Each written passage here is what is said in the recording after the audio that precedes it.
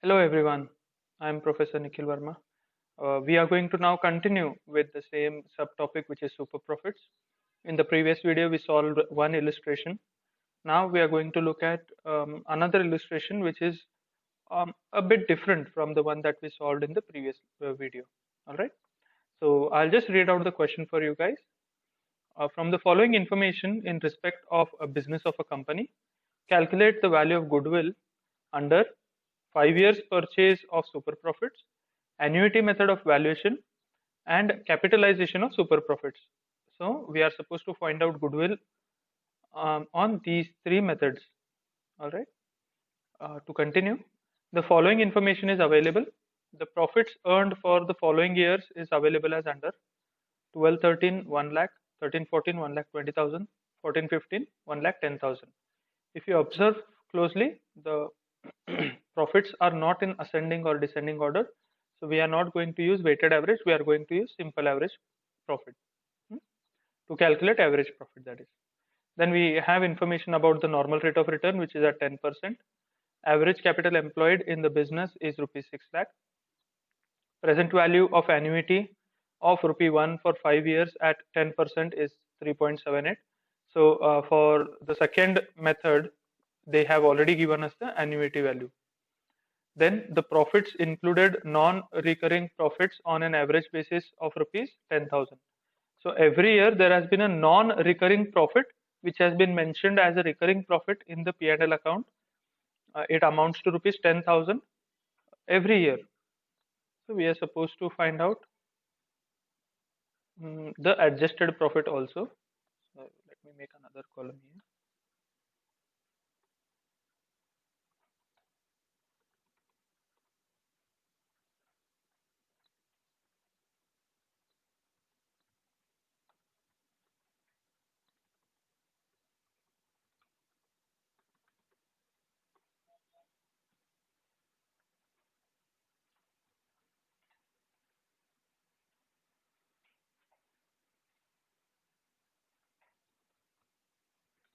Okay, so this is the illustration that is given to you guys. In this, we understand that they have given us 3 years profit, which will help us calculate average profit. They have also given us an adjustment for these profits of each year, that we have to subtract 10,000 from each year's profit because they have included a non-recurring profit in the P&L account, which shouldn't have been included before.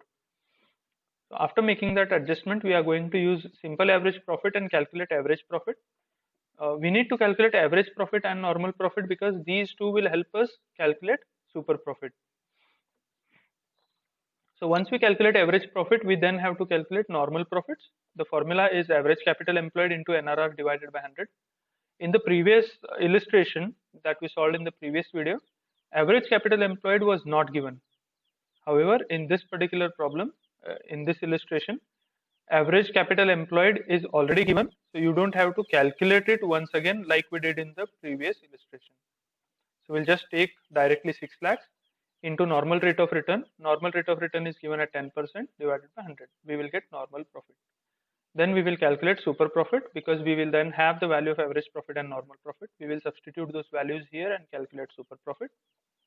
Once we calculate super profit, which is the first part of these kind of problems, we will then move on to the second part and the important aspect, which is calculation of goodwill under all the techniques that they have asked. So this will be the flow of the solution. So first, let us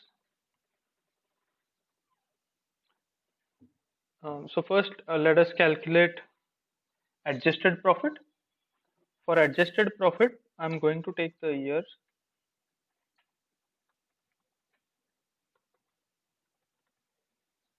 And 12, 13,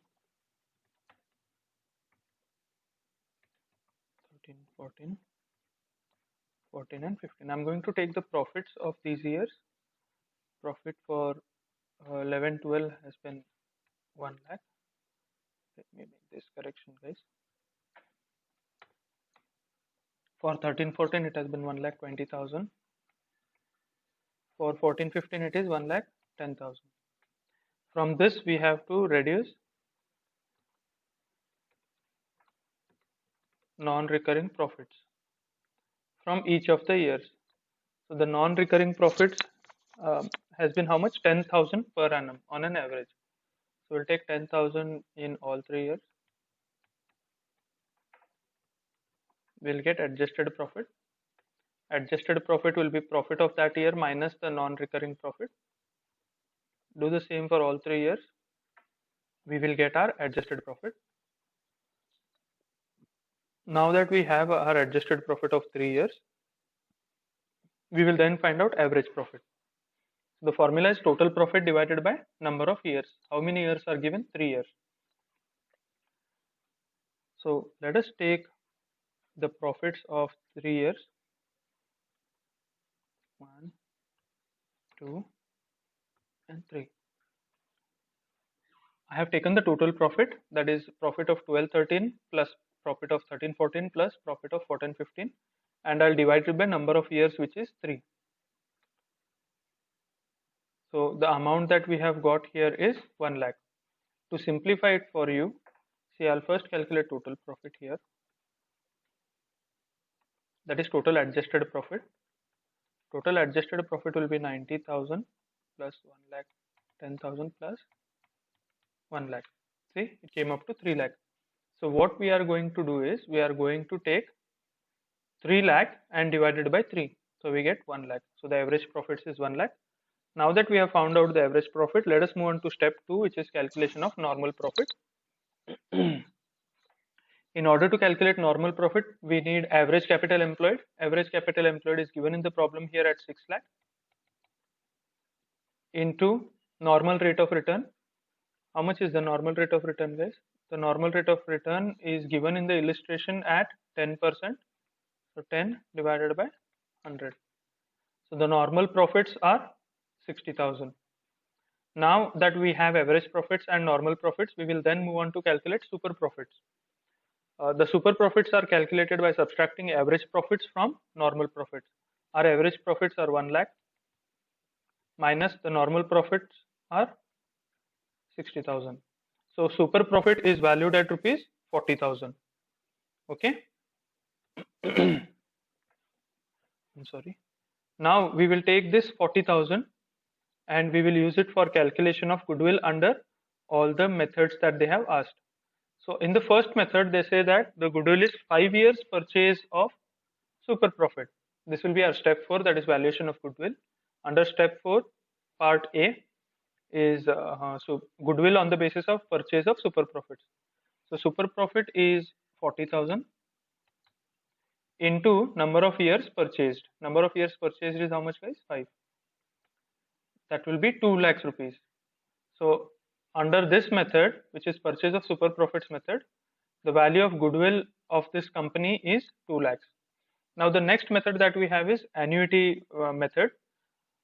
The present value of annuity of rupee 1 at 5 years at 10% is given at 3.78. All we have to do is take the super profits of 40,000 and multiply it with the annuity value, that is 3.78. We get 1,51,200. So under this method, the goodwill of this firm will be valued at 1,51,200. Then the last method is the capitalization method. That is, the super profit will be capitalized, which means they will try to find out how much capital is needed to earn this much super profit. The super profit is 40,000.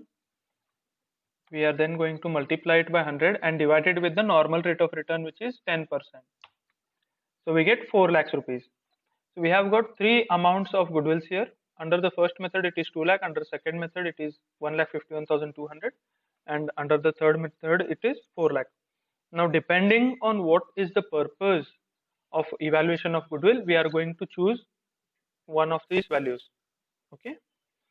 A pretty simple problem, guys, asked for 15 marks. I hope you guys have understood it. I have 2 more illustrations for you guys to practice in the house. This is it, the illustration 14 and illustration number 15. I will read out to you guys. I request you all to please practice these 2 illustrations, because these 2 are based on the same methods that we have solved in the previous lecture and in this lecture. Okay. So I'll read it out. Illustration number 14. The following is the balance sheet of Maltesh Company Limited as on 31/3/2015. Particulars, note and amount. This is the balance sheet. Equity and liabilities. Under equity and liabilities, the first part that we have is shareholders fund. Under shareholders fund, we have share capital. Share capital will get note number 1. Amount column is 3,60,000. Then we have reserves and surplus. Note number 2. Amount is 1,53,000. Then part B of equity and liabilities is current liabilities. Under current liabilities, we have trade payables in bracket, sundry creditors, no note number. Amount is 72,000. Then short-term provisions, and in bracket, provisions for income tax. Another point which doesn't have a note number. Amount is 90,000. The total will be 6,75,000. Then part 2 of the balance sheet is assets. That is the title. Under assets, part A is non-current assets. Under non-current assets, we have tangible fixed assets and intangible fixed assets. So first point is tangible fixed assets. Note number 3. Amount is 3,78,000. Then the next point is intangible fixed assets, in bracket goodwill, no note number. Amount is 36,000. Part B, which is current assets. Under current assets, we have 3 sub points. First is inventory, in bracket stock in trade, no note number. Amount is 1,62,000. Then trade receivables, note number 4. Amount is 81,000. And the last is cash and cash equivalents, in bracket bank, no note number. Amount is 18,000. Total is 6,75,000. Then we have notes to balance sheet. We have written 4 notes in total in the balance sheet. So note number 1 is share capital.